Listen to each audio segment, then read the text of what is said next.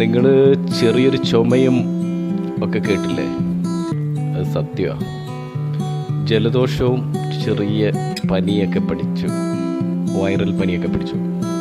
അപ്പോൾ അതിനുവേണ്ടി ഒരു ട്രഡീഷണൽ റെമഡി ഉണ്ടാക്കാൻ പോവാണ്. നമ്മുടെ നാട്ടിലെ മുത്തശ്ശിമാരൊക്കെ ഉണ്ടാക്കിയിട്ട് നമുക്ക് തന്നിരുന്ന ആ സംഭവം നമ്മളിന്നിവിടെ രണ്ടാമത് റീക്രിയേറ്റ് ചെയ്യുകയാണ്. ഓക്കെ,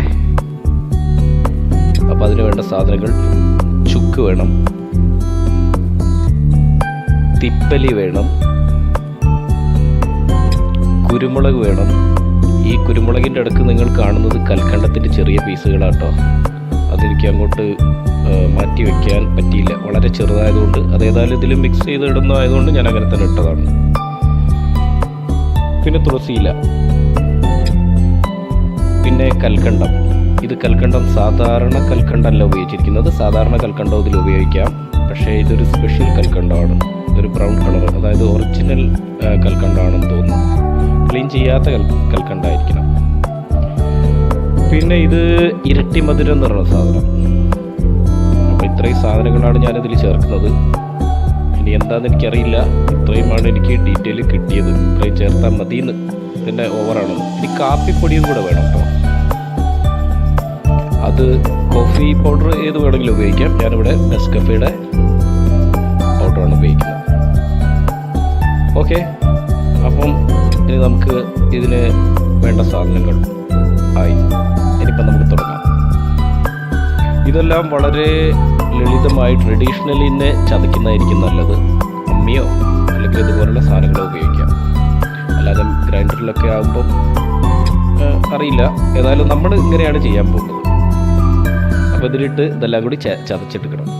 അപ്പോൾ നമുക്ക് ആ പരിപാടി നോക്കാം. ഓക്കെ,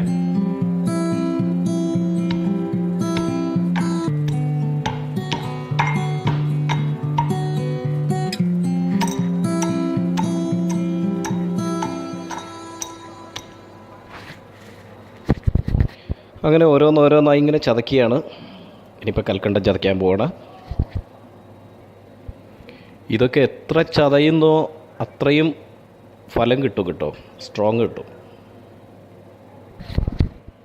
ഈ കുരുമുളക് ചതയ്ക്കുമ്പം തെറിച്ച് പോവും. അതുകൊണ്ട് കൈ ഒന്ന് പൊത്തിപ്പിടിച്ച്, മേലെ ഒന്ന് പൊത്തിപ്പിടിച്ച് ചതയ്ക്കുന്നത് നല്ലതായിരിക്കും. അല്ലെങ്കിൽ സാധനം കാണില്ല, ഒക്കെ പുറത്തായിരിക്കും ഉണ്ടാവുക. എന്നിട്ട് ഞാനിതെല്ലാം കൂടെ ഒരു പാത്രത്തിലേക്കാക്കി. കണ്ടില്ലേ? ഇനി ഇതിൽ ഒരു കുറച്ച് വെള്ളം ഒഴിക്കുക. രണ്ട് ഗ്ലാസ് വെള്ളം ഒഴിക്കുക. എന്നിട്ട് ഇത് തിളപ്പിക്കാൻ പോവാണ്. ഓക്കെ, നമുക്ക് തിളപ്പിക്കാം.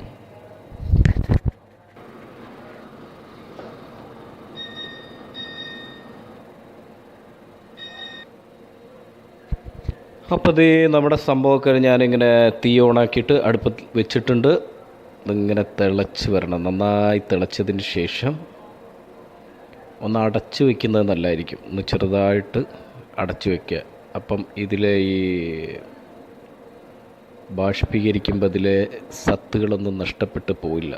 ചെറുതായിട്ടൊന്ന് അടച്ച് വയ്ക്കുന്നത് നന്നായിരിക്കും. ഒന്ന് അടച്ച് വയ്ക്കാം. ഓക്കെ, ഒരു കാര്യം നമ്മൾ മറന്നായിരുന്നു, കോഫി പൗഡർ ഇട്ടിട്ടുണ്ടായിരുന്നില്ല.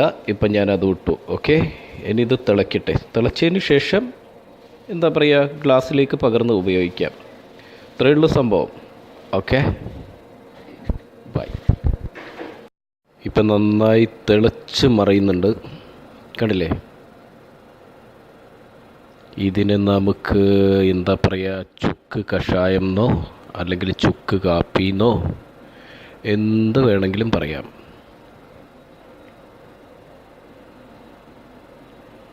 ഇനി ഇത് നന്നായി തിളച്ചതിന് ശേഷം ഒരു ഗ്ലാസ്സിലേക്ക് പകർന്ന് ഒരിത്തിരി ചൂട് തണിഞ്ഞതിന് ശേഷം ഇളം ചൂടോടുകൂടി കുടിക്കുന്നതായിരിക്കും ഉചിതം. അപ്പോൾ എല്ലാവരുടെയും ജലദോഷം, ചുമ, കഫക്കെട്ട് ഇതൊക്കെ അങ്ങോട്ട് പോട്ടെ എന്ന് ആശംസിക്കുന്നു. ഞാനും പോട്ടെ. Okay, by.